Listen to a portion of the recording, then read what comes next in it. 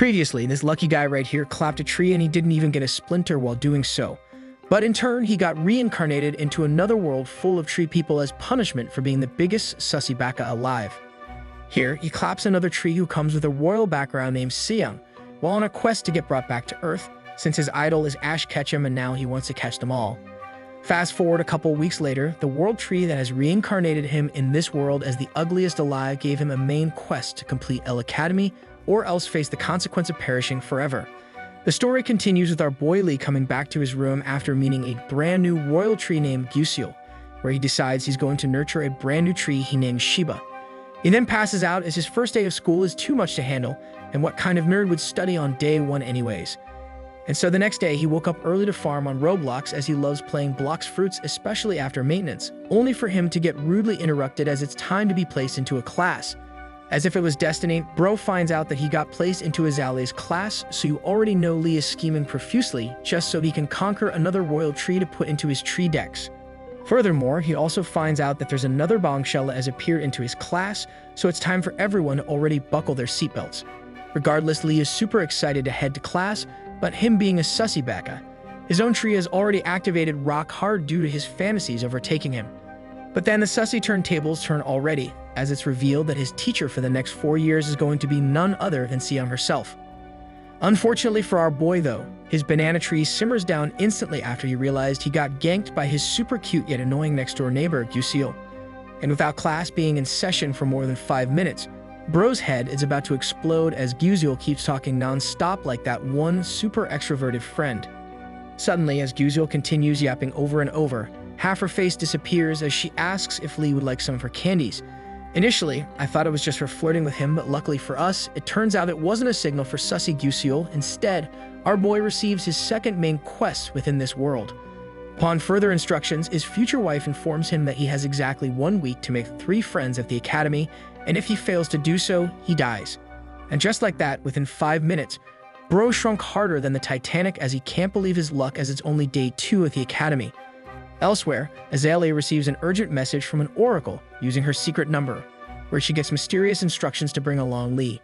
She then gets up reluctantly and with fists in hand, absolutely hating the fact that Lee made it into the academy even though he failed the dual examination with her.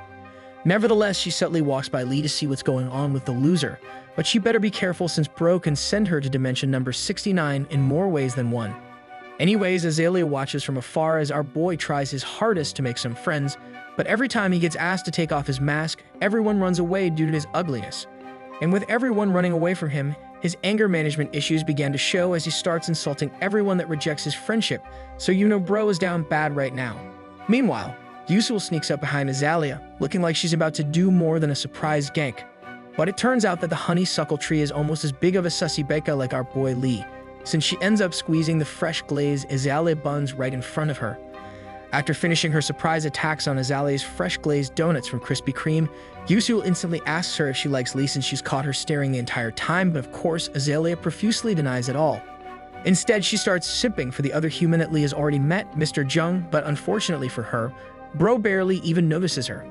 Fast forward to near the end of the day, lonely Lee begins to have a manic episode as Bro still hasn't made a friend, so he starts violently shaking harder than me when trying to pass a log on the toilet. Eventually, the world tree takes pity on our boy, so she ends up giving him a hint menu, showcasing the fact that the closest person wanting to be friends with him is Jung himself. Meanwhile, Azalea is the total opposite, as it turns out she absolutely despises him, but you guys know what they say, hate rice cake smashing is out of this world. Nonetheless, Lee gives up again due to his anger issues, so he tries to throw away a perfectly good can of juice. But just as he's about to let it rip, Jung the Chad appears out of nowhere where he smiles and asks Lee to give him the juice instead if he doesn't want it. Afterwards, Jung decides to sit down beside him as the two catch up a little bit, causing us to notice that Lee is literally as tall as Tyler 1. Jung then finally takes a sip, and within just one sip, Bro falls in love with the drink and begins thanking our boy for his amazing taste. And just like that, Lee finally got his first friend and he didn't even have to do anything. So Jung tells him that if he ever finds good food, he will come and share with him.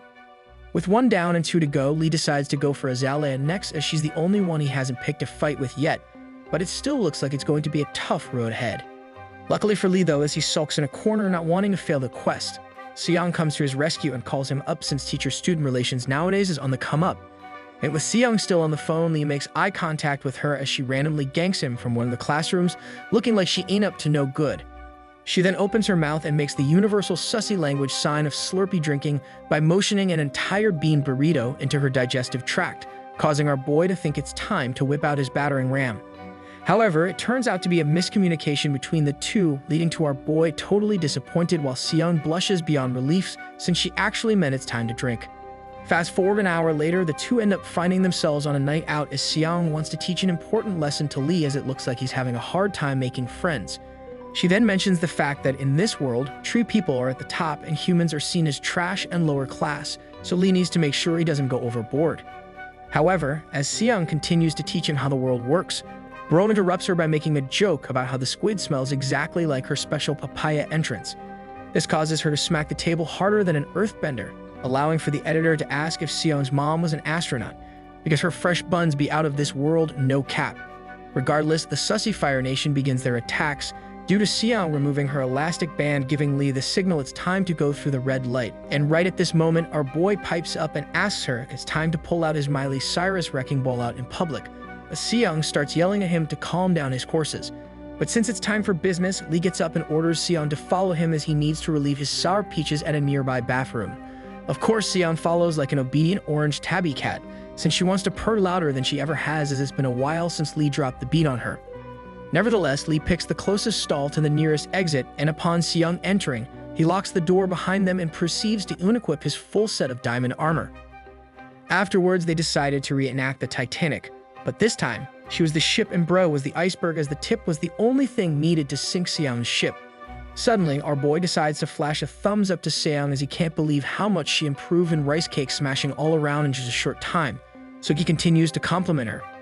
After showering the tree with unlimited compliments, Lee decides to close the gap even more so he could bring in his attack helicopter to make sure all trees are satisfied within this compound. And so the rest was history once again, due to Lee barging straight into the city of Seong over and over, unopposed as the gates were wide open for him to enter like a king. But then, just as I baited the editor into thinking it was all over, Lee says otherwise, so he brings the entire ordeal an entire notch up by unlocking the door. And like a true Mega Sussy Baka never seen before, our boy continues his body-bending jutsu he learned from Pervy Sage. But this time, Seong was out in the open. Now, one thing to note, I do feel bad for Seong since she's touching the ground, and we all know how bad the men bathrooms are, and let's just say bleach isn't enough to clean up. In the end, their duel was so crazy that a random magical acorn appeared as a result of Seong reaching the climax of the mountain. And if it's ever consumed, Lee's wind magic will get a huge boost. But you know what? Our boy is a total menace as Bro looked at it for just 1 second, and then he ate it up, straight from the underground. Nevertheless, with the night ending after a nice round of perfectly friendly dueling, the two head home while Lee starts making fun of Seong for actually barking. Elsewhere, Azalea is busy shoving her face into her pillow as the Oracle repeats their orders to bring forth Lee among the admitted students. Fast forward the next morning, we get greeted by the sight of the orange-haired girl, or is it yellow, or maybe both? Let me know in the comment section below. It turns out the girl is busy waiting for her turn as today happens to be the first ever basic training, and it's Lee's turn to spar where he ends up picking the lowest level difficulty to start. And as our boy gets ready to start, his attention quickly shifts to his left as his sussy senses are tingling after picking up the scent of a goddess in action. After taking a closer look and with Lee enamored by the new girl, he continues to stare, and who could blame him as the girl got larger Honkai star rails than everyone else so far. We then learn that her name is Suyu, and her name is derived from the Japanese Cornelian cherry, as she does got some of the best cherries around. Anyways, at first glance, it looks like Suyu is a master swordsman like my girl Asuna, since she can easily glide through the air and destroy anything in her path with just one blow. And as Suyu destroys everything in her path without even dropping a sweat, Lee decides to ask the training bot instructor what level her difficulty is, and it turns out she's at max difficulty. Not wanting to be outdone, and more so wanting to show off, our boy decides to think with his banana tree, so he tells the wooden bot to raise his difficulty to max.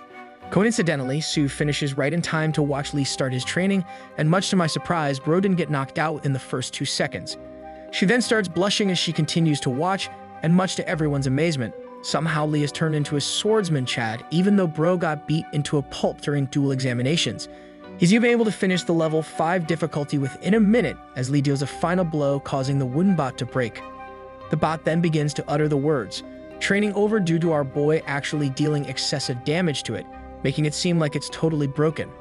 As such, Lee begins panicking as he didn't even know he had that much power and he doesn't want to get kicked out from the academy for breaking a training bot within the first week. However, Bro stops caring instantly once Sue ganks him from behind as she pokes him and asks what move he just pulled off that destroyed the robot. Regardless, he spills the beans and informs Suyu that he was trying to copy her technique as she was moving more gracefully than his Canada Goose. After letting her know that he tried to copy her, Suyu straight up gives him a stone-cold face and alerts him by saying that he's doing it all wrong, so there's no way that's her moves.